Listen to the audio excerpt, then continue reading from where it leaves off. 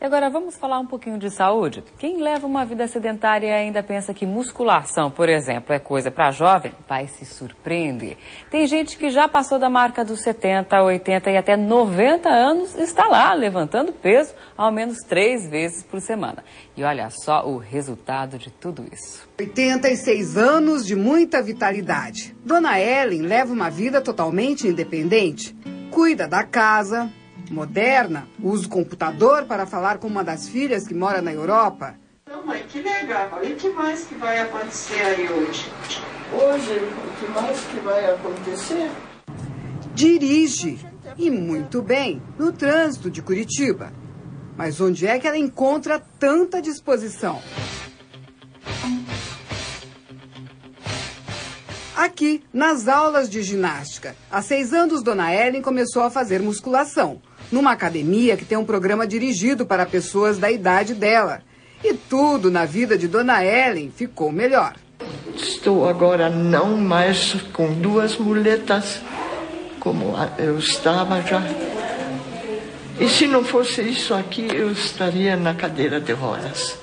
Está aqui a prova de que a idade não é uma limitação para a prática de exercícios físicos. Segundo os médicos, a atividade física traz uma melhora geral, alivia as dores e reduz o risco de diabetes e doenças do coração.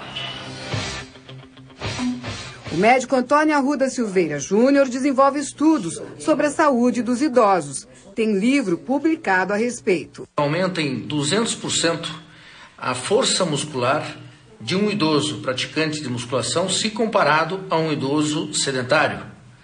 Ela aumenta em 35% a capacidade de caminhada deste idoso. Isso é devido principalmente ao aumento da força e do equilíbrio, se traduzindo em um menor risco de quedas. Saúde, alegria de viver, a musculação é revigorante.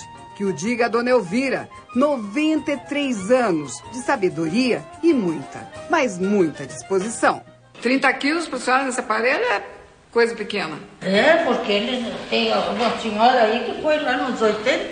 Ah, a senhora está nos 30 ainda, já tá bom. Já. Antes nem isso. Não. Coração? É, coração. Firme. Já. Pois é, e será que é possível a gente cultivar essa disposição aí, como a gente viu, da Dona Elvira, com 93 anos? Então, como e quando a gente deve preparar o corpo e a mente para a terceira idade e assim alcançá-la com alegria, saúde e disposição? Para tirar nossas dúvidas, está aqui o neurogeriatra, o Dr. Mauro Piovesan. Muito bom dia, Dr. Mauro. Bom dia, Alessandra. É um prazer estar aqui. Obrigada. Quando que a gente deve se preocupar com o envelhecimento, Dr. Mauro? Acho que nós devemos nos preocupar com o envelhecimento a partir do momento que a gente nasce. Porque muitas das medidas que nós vamos tomar na nossa infância, na nossa adolescência, vão se refletir num aspecto de um bom envelhecimento. Né? Então, a gente procura sempre orientar não só os nossos pacientes, mas os netos e os filhos, né? Para que desde cedo medidas como uma atividade física constante, exposição ao sol, alimentação adequada, e isso com certeza se reflete em boas condutas que vão fazer com que o envelhecimento seja feito de maneira adequada e sem restrições, como nós vimos na reportagem. Só que a maioria das pessoas só se preocupa com isso mesmo quando a máquina começa a falhar, né? Quando dá algum problema. Infelizmente, ainda nós temos uma mentalidade muito curativa e não preventiva. Então, a gente tem que procurar sempre levar esses conceitos de prevenção, né? Não em termos de prevenção de envelhecimento. Envelhecimento é uma fase da vida que todo mundo vai ter que passar, mas não no sentido de envelhecer de maneira adequada, de uma maneira isenta de doenças. Uhum. Mas que idade, assim, o senhor poderia dizer para a gente que o envelhecimento começa a ser mais óbvio, mais aparente mesmo? Isso vai variar de pessoa para pessoa, né? Porque no mesmo indivíduo os órgãos vão envelhecer de maneira diferente, dentro de uma população os indivíduos envelhecem de maneira diferente e entre várias populações também o grau de envelhecimento é diferente. Então isso é muito difícil, essa resposta de como, a partir de que momento ou quanto precisa se ter para se ter um envelhecimento. Então se estipulou 60 anos, mas muito mais de uma maneira arbitrária, vamos dizer assim, no sentido até de alguns aspectos políticos, de aposentadoria. Mas isso não é o que a gente vê no dia a dia. Uhum. A gente viu aí na reportagem que a musculação faz bem, mas há uns anos atrás esse não era o conceito, né? Não, tinha uma série de restrições, por exemplo, para esse tipo de exercício. Depois se viu que, com todo o entendimento que hoje a gente tem a respeito, apesar que é pouco ainda, mas que a gente tem sobre os processos de envelhecimento, uma das consequências disso é a perda de massa muscular. Isso é universal. Todo mundo que envelhece vai perder massa muscular e, consequentemente, força muscular.